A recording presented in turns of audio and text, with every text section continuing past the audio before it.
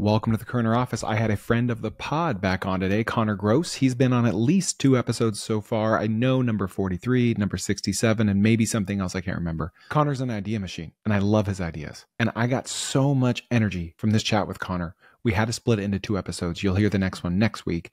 And I promise you the next one's even better than the one you're about to hear, which is awesome. Connor's the guy that I talked to about grill cleaning and programmatic SEO. We talked about 2 kind of core ideas and then some smaller ideas within them. One in like the time tracking space / productivity space / how can I test to see if employees or future employees work fast? No one really talks about that. We talk about productivity, not being lazy, being smart, working hard. What about working fast? And then we talked about some ideas in the candle space because Connor's dad owns a big candle business in New Jersey. So you're going to love this one. Come back next week for part 2 with Connor. Share it with a friend. We'll see you next time. Literally this week, I get a call from someone. He's like, I think my employees, and I'm not going to say his name at all, so there's no incriminating evidence. I was like, I think my employee has 2 jobs. I was like, well, is he doing a good job at work? He's like, yes. I was like, all right, well, why do you think that? He's slow to respond. He works remote. I can't find him on LinkedIn anymore. So I also looked him up. I think he just deleted his LinkedIn profile.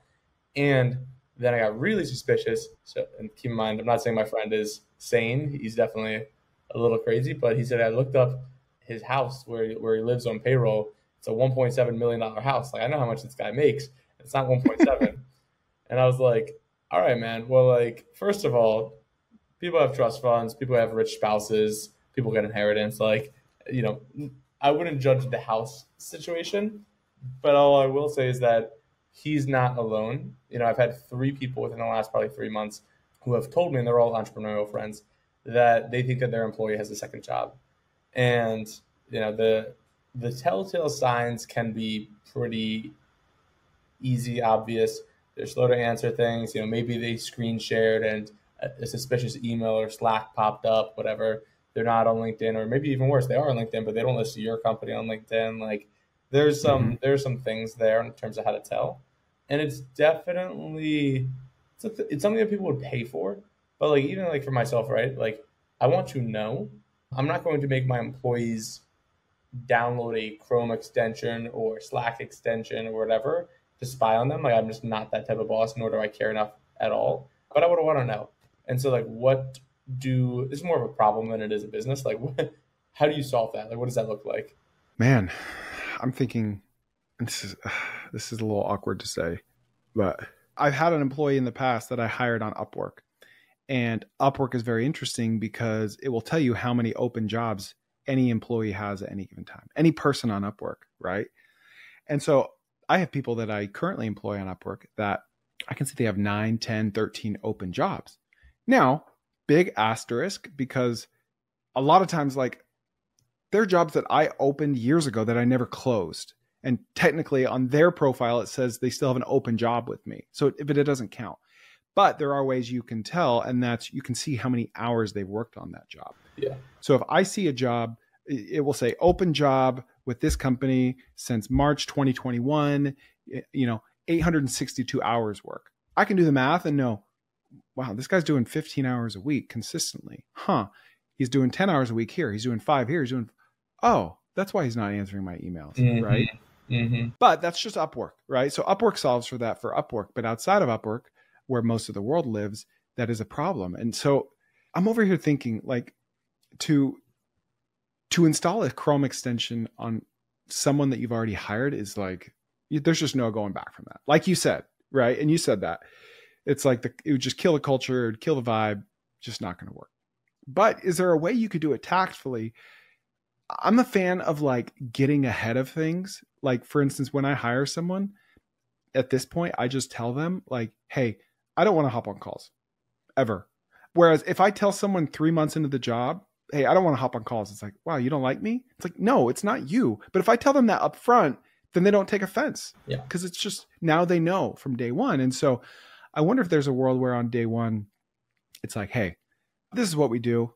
You do have to install this Chrome extension. It sucks, but this is a low margin business. And like we wouldn't be in business if it weren't for this. So I hope that's not a problem. And their response to that one throwaway sentence is going to tell you everything you need to know. You might not even ever have to. You might not go through with them, or you might go through with them and never even install it because they're clearly not worried about it, right? It could just be like a litmus test on the front end. No, so I completely agree with all of that. I've also noticed the same thing with the Upwork stuff. Random story there that I don't have to go into, but I think that it's probably more of a management solve than it is maybe a product or a solution. Now, the only two, because I spent some time trying to prep for this, and like the only two solutions I could come up with are so overkill that they wouldn't be good solutions. The first is invent an entire, it sounds really stupid when I say it, invent an entirely new payroll processor that tells you when one social security number is on two payroll processors. I was thinking some sort of a centralized database that companies could refer to. Well, so that's maybe, so this is ADP, it's Gusto, whatever, but like, ADP reports a lot of their payroll data to the US government for like census and job bureau data. Now, whether or not they would report the number of double payrolls, I don't know. That seems a little bit too micro and exposure focused. Mm-hmm. The second idea is, can you do a Glassdoor for employees? I'm sure that must have already been solved for before. But like, even in the back of my mind, like I have one employee for reference that I'm thinking of, just like bad experience. Not going to get into a lot of the specifics, but like ended up letting her go, whole thing there. I would be really like, I'm not going to reach out when she gets a new job. I hope she gets a new job, whatever. But like, I would like the new employer to know what happens, or if, like, I think that that's fair. And also myself as an employer, like I would want to know why somebody, if somebody had a bad experience and they're just great on an interview, but then they become problematic. And, I think that could be an interesting concept. The tough part is that like probably over biases for bad, but I don't know. It's tough. It's kind of like, it reminds me of like there needs to be a review system for Zillow, for realtors, or for homes, right? Like people that went on a walkthrough, they could review, hey, avoid, don't waste your time. I think a lot of these problems are like, you have such a selection bias at play where it's like the worst employees would never opt into it. And so you see like all these employees magically have a 4.9 rating, because they're pushing it, and it might not even mean they're good. So then it's not even working. I wonder if the bigger issue is more of a management style. Like I'm just of the firm belief that 80% of employees don't have enough to do, right? I mean, it's really the 80-20 rule, but it's like, just go talk to anyone and be honest with them. I talked to a guy last week that makes 350 grand for Amazon. And he's like, I work 12 hours a week, like max. And my performance reports are amazing. And my boss loves me and I keep getting promotions. And like, I think that's a lot more common than people realize. Yeah, I completely agree. I think it'll be interesting to see how it shakes out in the next couple of years. But maybe the solution, I think what you got at originally is expectations up front. It's probably also hiring less, right? Like, so that way you would know if they're not doing the work. I also do think like even our employees right now, like I don't think they necessarily have a ton to do. It's November right now. Like we're finishing out the year. But yeah, I agree with that. So probably more of a management solution than a true viable business, which I kind of felt like coming in, but I like breaking down the problems when I hear them. Yeah. Well, no, let me take your management solution and turn it into what could be a viable business. I think there needs to be a test. Some, they have like personality tests, right? Are you INTP or ENFJ or introvert or extrovert, or you're blue or red or whatever? There needs to be a test for employers to give to impending employees to take that can gauge and measure how fast they work, right? That's something I never hear people talk about. You talk about, are they productive? Are they not? Are they lazy? Are they hardworking? But no one talks about how fast you can work, right? How quickly you can rip through a spreadsheet or rip through an email. Like you probably have experienced this. I have a friend named Brandon. He's experienced this where, Parkinson's law is a very real thing for those listening. If you don't know what it is, it's like work/time expands or contracts to fit whatever you give to it. So if you're in high school and you have 4 weeks to do your science fair project, you're going to do it in 4 weeks. If you have to do it tomorrow, you're going to do it by tomorrow. Like I am such a believer in Parkinson's law. So if I had this standardized test that I could give to employees during the interview process before they're hired, that sent them through, like it gave them like a faux inbox. And it's like, all right, clear the inbox, hit inbox 0, go to this spreadsheet, basic task, basic formula, clear this, solve for this. And it was like, you just had a barometer of what is a fast employee and what is a slow employee. Because that way, like I can hire 4 of those guys. Yeah. Or I can hire one guy to fill 4 roles. if he's that fast, because it really is an 80-20 rule. I just, oh man, like it's maddening sometimes when I outsource something and it's like, are you done yet? No, I'm still. Yeah. I think that is one of the best ideas I've heard in a minute, solely because I think it's easy to build. And if you aggressively give it out for free / whatever, the referrals that come in from it, assuming that it's like qualified and good, would be great. So, I mean, you know that I'm working on this recruiting business right now, and like, don't have to go into that a ton. All I want to say is that we recently hired US-based customer support roles for a fast-growing e-commerce business. One of the biggest criteria was type speed. I think I'm like, I think I'm nice on a computer. I think I'm like very, very fast in terms of typing. I took a typing test that they wanted me to administer to all of their candidates, and I got like 75 words per minute. They want all of their candidates to be at least 60, which your job was responding to tickets. It's a volume game that makes sense. It felt a little weird to like administer to people after the interview, but like I was like, that's fine. We got to the final round with like 5 really good applicants, and I think it was like 4 of the 5, or maybe it was 3 of the 5, scored like 35 words a minute. And I was like, wow. I was like, I wouldn't even like, I thought I was fast. And then, at some point it gets marginal, and like 60 felt right to me. But like, I was like, wow, you can't use a computer. I was like, I didn't like, call me privileged is fine. But like, we had, typing test stuff in like the 4th, 5th grade, like the old hardware PCs. Like, to your point on, hey, whether or not it's a screening and a criteria to join, like the typing speed honestly might, to your point, or learning keyboard shortcuts, and maybe that's a training when they join or whatever, like whatever that looks like, I do think that would be really, really valuable for a lot of new hires. Yeah. Or dude, even like I use this Mac app. It's called, I think you would like this. It's called Word Counter, I think. Word Counter. It's this one solo founder built it like a decade ago. He's the only guy. And it's the only app that I could find that does this. It's like $20 for a lifetime license. And it tracks how many words you type per day across mail, messages, Excel, Slack, Chrome, whatever app, individually or in aggregate. And it was shocking for me to realize how many words I'm typing. Yesterday was like my all-time high for the last 4 months. I typed 6,800 words yesterday. Damn. 6,800. But it's like cool.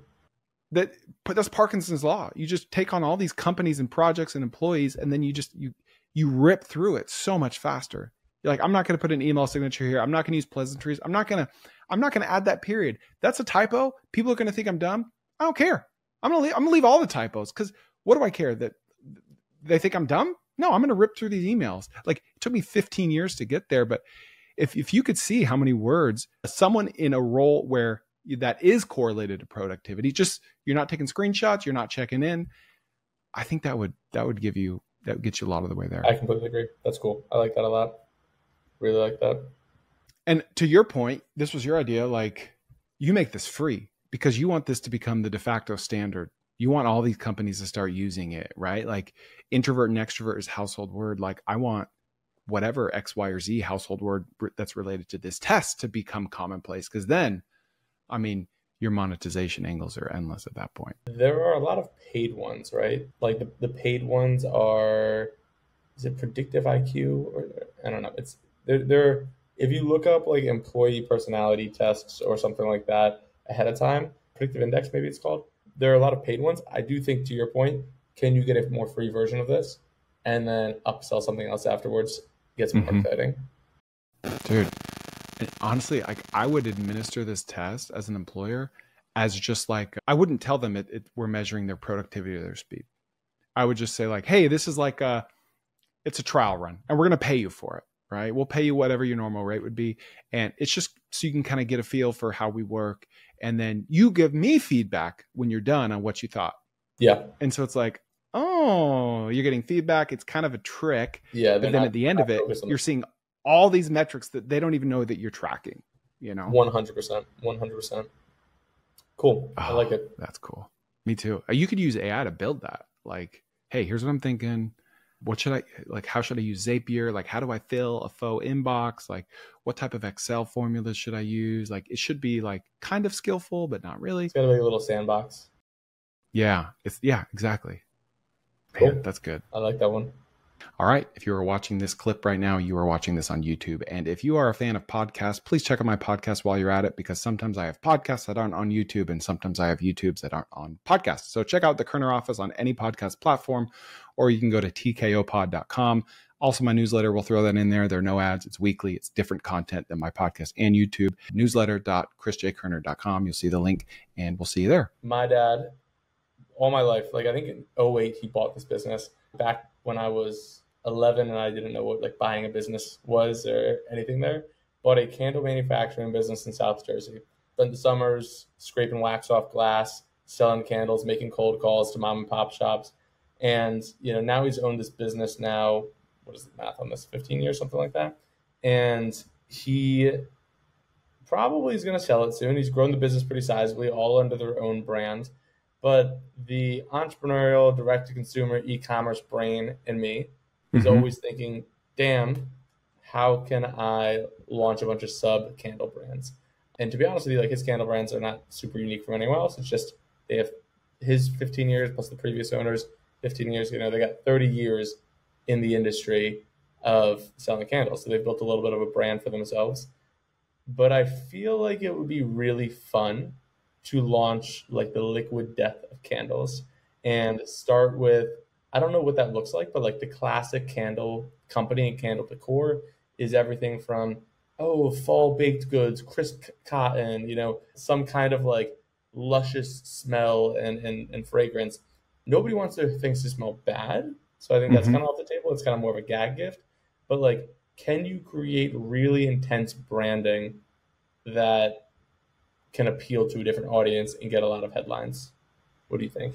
What about like a mystery candle, where it's not going to be something bad, but it's going to be something random, and you could even put them in themes, like a wood shop mystery candle, and it might smell like cedar, it might smell like pine or sawdust or something, or just like a man cave theme mystery candle, and it could smell like motor oil or just something.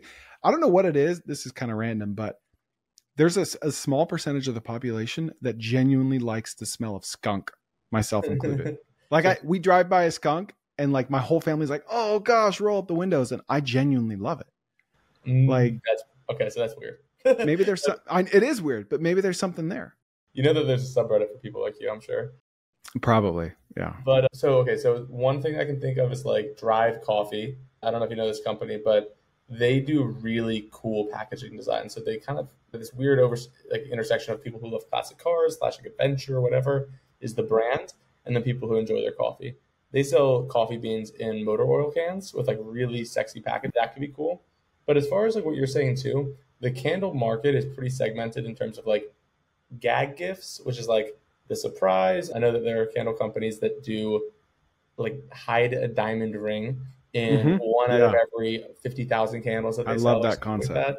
And then the other side is like the cozy in-home, right? Like candle sales plummet in the summertime, but they perform really well in the winter, fall time, obviously.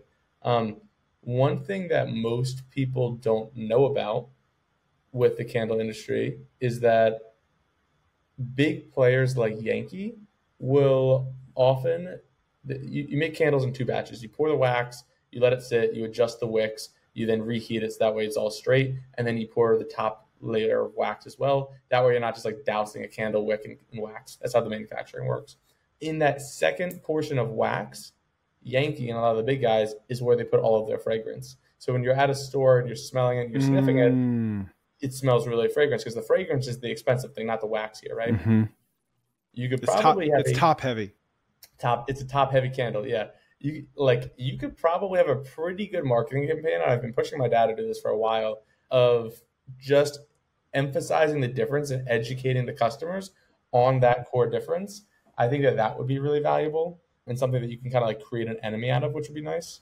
Your dad isn't direct consumer already. He's only doing like wholesale white label stuff. No, they're like a third. It's third Amazon, third. It's probably more like 30% Amazon, 15% direct to consumer, and then whatever the delta is, a 55 wholesale. Okay. And is he doing anything unique right now, or is it just kind of your generic stuff? Pretty generic. Like, if he's listening to this, which I doubt he is, it's a great candle. It's a great product. I will say, and he's strayed away from this a little bit, but honest, and partially because this is also a little saturated. They had a very Christian Catholic emphasis when they bought the business. Since then, it's slightly watered down. They don't lean into that hard. Like, if you looked at the brand, you wouldn't necessarily know it unless you've known it for 20 years. So they have moved away from that a little bit. I do think if they went super hard in that category, where it's like, hey, every candle has a testament quote at the bottom, and you see it after you burn all the wax, maybe there's something there. But honestly, I think above all else, if you want to call it the liquid death of candles, what did the liquid death do differently? All right, they took a really boring category and they made it pretty extreme, pretty counterculture. And then they also changed the packaging. Almost no water bottles were in aluminum cans prior to this. So when you think of a candle, the first thing that comes to mind is probably some kind of glass packaging, or maybe there's some kind of ceramic looking thing that you can buy on Amazon, some kind of votive jars as well. But for the most part, it's all glass. And so you see the wax. Can you redesign the packaging to make it look like another piece of home decor within your house? Or do you want to have it be designed entirely for one room, right? Do you want to sell bathroom candles? Therefore, do you make it white and porcelain like the toilet? Do you want to only sell candles for the outdoors? Do you want to only sell candles to go by your fireplace? Pick the vessel that probably has the highest TAM and can also stand out and differentiate from the glass products. And then I think you just have to go really extreme in the marketing. And so what does that look like? Do you take the liquid death, crazy rock star punk culture approach? Probably not. But can you do want to know what would be a really good one? And I've thought about this for a while. Do you know 19 Crimes? No. 19 Crimes is a wine company. If you look up their bottles online, they're awesome. It's a black and white photo of a prisoner in front of a cell. And they, if you hover an app over the bottle, it kind of animates it. It's I was arrested for this X, Y, and Z reasons. And so it's pretty cool. I've always wanted him to do something similar. And if you think about the type of people that are buying candles, it can also be the rom-com, and they really like fiction. And can you cross over that world with the candle world at all, where there's some kind of story involved, or there's characters that you really enjoy, something like that. I wonder if you could what about the concept of a refillable candle? And I know there's some weirdness with the wick, but I think you could do it right, where you put something on top of the vessel to hold the wick in place. What if he found some popular Shopify stores, or even a Home Goods or Hobby Lobby that sells some sort of a decoration or a vase? And on Shopify, if you put a URL suffix, you can sort all of their products by bestsellers, right?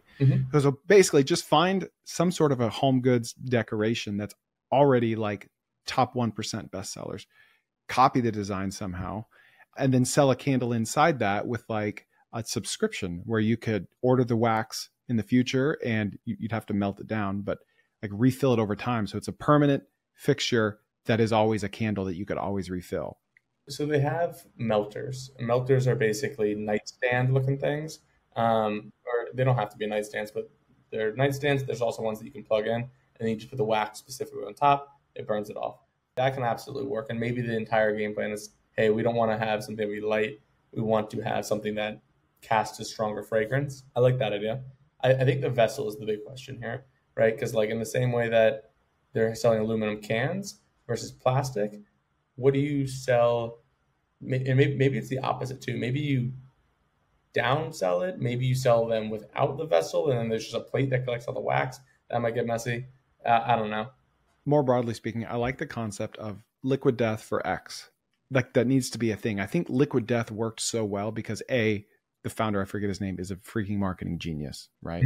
B, it's water, right? So you can make water punk rock and you're not going to really alienate a market, right? If you sell something that everyone needs, you can go as niche as you want, and it can become over time as broad as you want. Whereas with candles, it's going to be hard to convince a dude that doesn't normally buy candles to buy candles, right?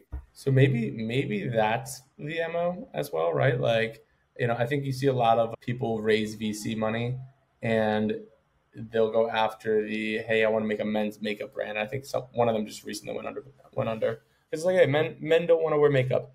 But from a candle standpoint, right? I do think that you could probably have more of a crossover if it's like, oh, this candle helps you focus. Oh, this candle, can give the illusion to your messy apartment when you bring a girl over that like it's actually not so bad. Stuff like that. The other thing to really solve for, specifically candles, just throwing this out there, is like hard as hell to sell online. People want to smell it.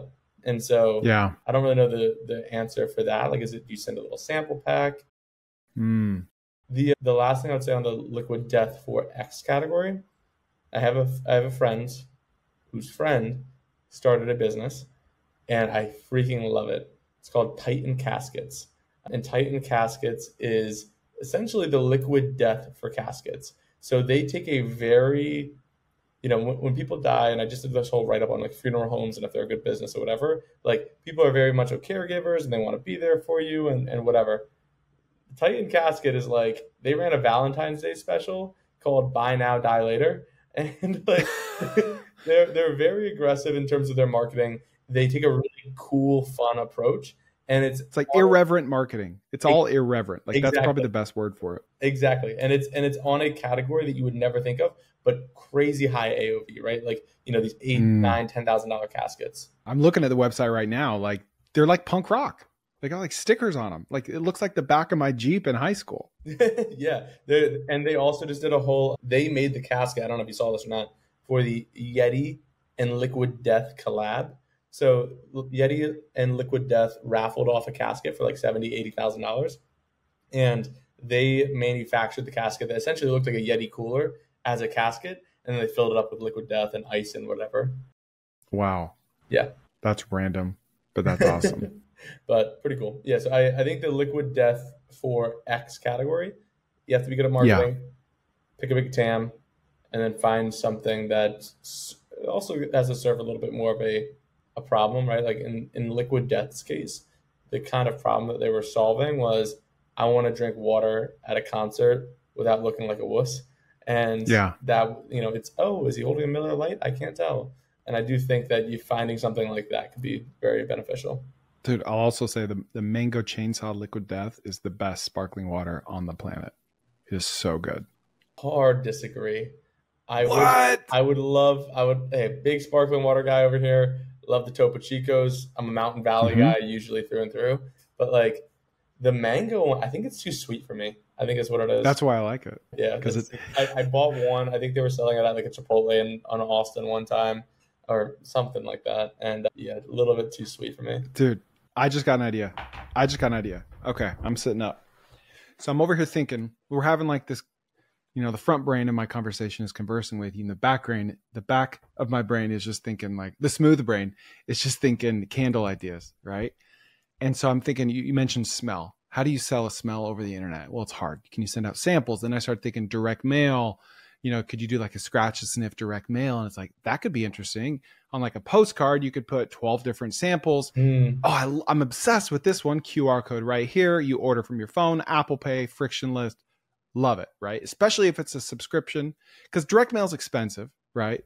This would be even more expensive, I presume, putting smells on something. But if it were a subscription, your AOV could be in the hundreds. So that's interesting. But then I'm thinking, okay, what about a little co-marketing? What about finding companies that are already spending a bunch of money on direct mail? There's zillions of them, right? It's the only thing I get in my mailbox. Let's say it's like a nationwide, like Century 21 or someone that has a really big direct mail budget, and doing a co-branding campaign with them and say, hey, just give me like the left third of your envelope. Or if you're spending 36 cents per envelope for a 4x6 and it's 41 cents for a 5x7, let me just, you only need 4x6. Let me get the rest. I'll pay you a couple pennies. I save 80%. You net out ahead or even, or make a little more money. And I'm going to put these samples on everything. I think it would work. Yeah. Honestly, I have not even thought about the concept of a scratch and sniff in the longest time, but I 100% do think that it would work. I also think that it would work from a gifting time. If you want to put it in a bunch of just like catalogs and Q4 gifts, because that's when a ton of mail goes out as well. I do think that would crush, especially because that's when that intent is highest. Dude, we got to bring scratch and sniff back. Like it's physical. It's like it has the first principles of like you're revealing something. What is it going to be? So the other thing that if you want to, I've liked this idea. I'm so deep in the candle world at this point, and I haven't really thought about it honestly in a while. So it's called birth date candles, birthdate.co. You know about this? I think so. John Fiorentino's company. Oh wow, their site has changed a little bit since I've been on it last. I don't think I do know about this. So there was like a hometown candles. Do you remember them? No. Oh yeah, that's called Homesick. Oh, Homesick is great. Okay, yeah, homesick.com. They were all over Facebook. Homesick crushes. Homesick does a really good job, and I think they do like, they're right now they're selling a Jerry's Apartment in Yankee Stadium fragrance and Barbie Dream House. Like they crush it on the partnership collabs. Everything's awesome. The birth date ones, they target people who are into horoscopes. So like I can send you a candle for your birthday, and the fragrances I think are like one of 3, but on the front it says like June 23rd, Pisces, here's what your sign tells me about you, all of this stuff. Actually, Dan, not gonna lie, their site changed a lot since I've been on it last, but it's probably merchandised 10 times better. The birth date pendant, this is crazy, $185. Oh my God. Are you on this website right now? Yeah, I'm looking at it. Yeah. Birthday pendant. This has got to be an expensive website. They definitely, very interesting though. So yeah, lots to do in the candle space. Here is a follow-up on this. I have the in on the manufacturing front. All right. If anyone has a candle idea, let me know. Down to play ball. The very last one that I'll say is that the only thing people love more than, friends and gifts for birthdays is their pets. And so the last thing I'll say is, can you have a fragrance that maybe isn't wet dog, but smells better than that, like freshly groomed dog? And then you send me a photo of your dog and I print Floofy on the front of a candle and you have it as decor. That would go over really well too. Oh, dude. Yeah. Or that just speaking more broadly, like incorporate pets with anything, because pets as a standalone industry, everyone knows is amazing, but just a pet collab with any consumer packaged good. Yeah. That's really interesting.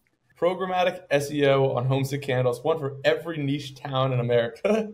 That could be a thing. I know. I know you'd like that one. I thought you were joking, but I'm like, no, this sounds like a good idea, Connor. The most niche ideas of all time, but I like it. Jeez.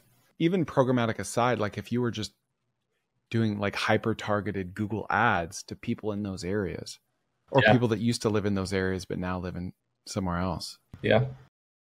I like it. All right. That's good. Okay. Don't forget to come back next week. I promised part 2 is even better than part 1. Please subscribe on Apple or Spotify or wherever you are and share this with a friend.